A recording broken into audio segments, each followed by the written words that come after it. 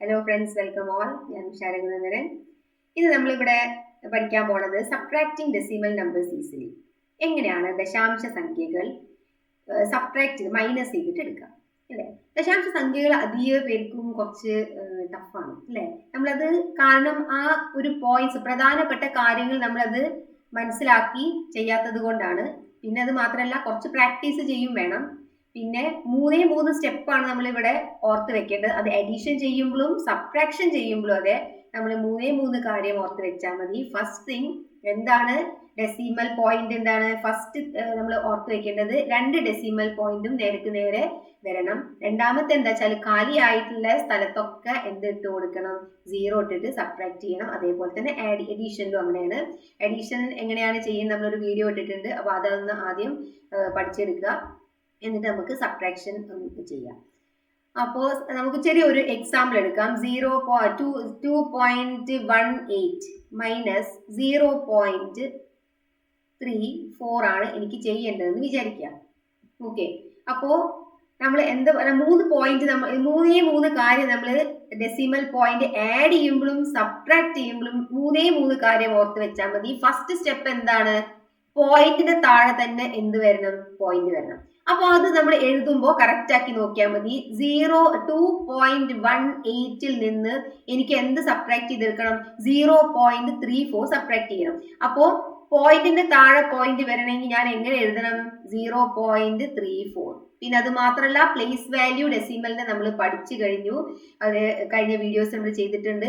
Description ബോക്സിൽ അതിന്റെ link കൊടുത്തിട്ടുണ്ട്. അത് നിങ്ങൾക്കൊന്ന് വാച്ച് ചെയ്യാം. അപ്പൊ പ്ലേസ് വാല്യൂ നോക്കിയിട്ട് വേണം എഴുതാൻ. ഇവിടെ 2 ഹോൾ പാർട്ടാണ്, ഇവിടെ 0 ആണ് ഹോൾ പാർട്ടിന്റെ സ്ഥാനത്തുള്ളത് അല്ലെ? അപ്പൊ ഡെസിമൽ പോയിന്റിന്റെ താഴെ നമ്മൾ ഡെസിമൽ പോയിന്റ് എഴുതി. ഇനി സബ്ട്രാക്ട് സാധാരണ നമ്മൾ എന്ത് ചെയ്താൽ മതി? സബ്ട്രാക്ട് ചെയ്യുന്ന പോലെ തന്നെ ചെയ്യുക. 8 നിന്ന് 4 പോയാൽ 4, 1 നിന്ന് 3 പോവില്ല. നമ്മൾ ഇവിടെ നിന്ന് ക്യാരി ചെയ്യും. ഇവിടെ 8 കിട്ടും. ബാലൻസ് ഇവിടെ 1.84 കിട്ടും. ഓക്കെ, അപ്പോ ആദ്യത്തെ പോയിന്റ് എന്താണ്? നമ്മൾ ഡെസിമൽ പോയിന്റ് നോക്കുക. ഇനി രണ്ടാമത്തെ ഒരു എക്സാമ്പിൾ എടുത്ത് നോക്കാം. എനിക്കിപ്പോ ഒരു 13.04 നിന്ന് 1.17 ഒന്നിക്ക് സബ്ട്രാക്ട് ചെയ്തെടുക്കണം എന്ന് വിചാരിക്കാം. ഓക്കെ, അപ്പോ ഞാൻ എന്ത് ചെയ്യും?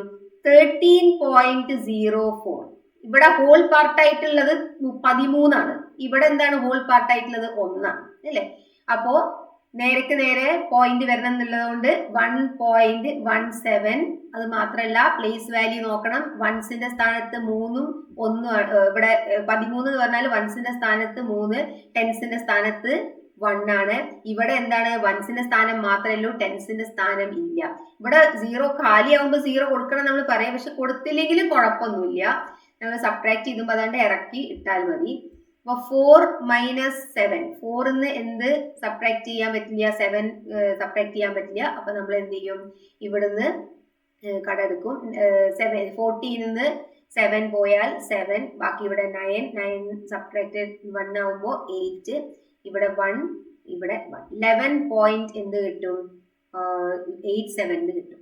ഓക്കെ, അപ്പൊ നമ്മൾ വായിക്കുമ്പോൾ നോക്കി, റീഡ് ചെയ്യുമ്പോൾ നമ്മൾ ഒന്ന് നോക്കി നോക്കൂ. 11.87 എന്നാണ് പറയുന്നത്. ബിക്കോസ് ഈ ഡെസിമൽ പോയിന്റ്, ഡെസിമൽ നമ്പർ എന്ന് പറഞ്ഞാൽ എന്താണ്? ഒരു ഹോൾ പാർട്സിന്റെ ഒരു ഹോൾ നമ്പറിന്റെ പാർട്സിനെ സൂചിപ്പിക്കുന്നതാണ്. അത്രേ ഉള്ളൂ അല്ലേ ഡെസിമൽ നമ്പറിന്റെ. അപ്പൊ അതുകൊണ്ടാണ് എഡീഷൻ സബ്ട്രാക്ഷൻ വലിയ വ്യത്യാസമൊന്നുമില്ല. ഒക്കെ നമ്മൾ സാധാരണ ചെയ്യുന്ന പോലെ തന്നെയാണ്. പക്ഷെ എന്ത് ശ്രദ്ധിച്ചാൽ മതി?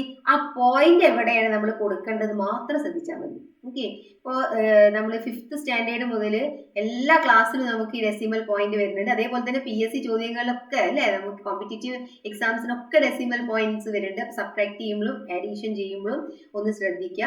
ഒരേ കാര്യങ്ങൾ, ഈ മൂന്ന് കാര്യങ്ങൾ ഓർത്ത് വെച്ചാൽ മതി. ഇപ്പോ ഇവിടെ നോക്കി നോക്കൂ. 11 നമ്മുടെ ഹോൾ പാർട്ടാണ്. നമ്മുടെ ഫ്രാക്ഷണൽ പാർട്ട് എന്ന് പറയുന്നത് എന്താണ്? 0.87 ആണ്. ഇനിയിപ്പോ നമുക്ക് വേറെ ഒരു എക്സാമ്പിൾ എടുക്കാം. ഇപ്പോ എനിക്ക് ഒരു 29.38 ഇതിൽ നിന്ന് എനിക്ക് 19 സബ്ട്രാക്ട് ചെയ്യണം എന്ന് വിചാരിക്കാം. വെറും 19. 29.38 എനിക്ക് 19 സബ്ട്രാക്ട് ചെയ്യണം. 19 ഇവിടെ ഹോൾ പാർട്ടാണ്, ഇവിടെ 29 ആണ് ഹോൾ പാർട്ടിലുള്ളത്. അപ്പൊ ഞാൻ എഴുതുമ്പോൾ എങ്ങനെ എഴുതും? 29.38 മൈനസ് ഹോൾ പാർട്ട് എത്രയാണ് ഇവിടെ ഉള്ളത്? 19. അത് കഴിഞ്ഞാൽ എന്തില്ല? Number 19 whole part. അവിടെ ഡെസിമൽ പാർട്ട് ഇല്ല, ഫ്രാക്ഷണൽ പാർട്ട് അവിടെ എന്തില്ല? ഇല്ല.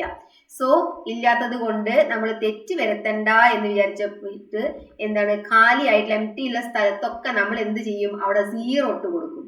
നമ്പർ ഉണ്ട് എന്നുള്ള വിചാരിക്കുക, നമുക്ക് എന്താ വെച്ചാല് സബ്ട്രാക്ട് ചെയ്യാൻ എളുപ്പമാണ്, അതുകൊണ്ട് ചെയ്യുന്നതാണ്. 0 ഇട്ട് കൊടുത്തു.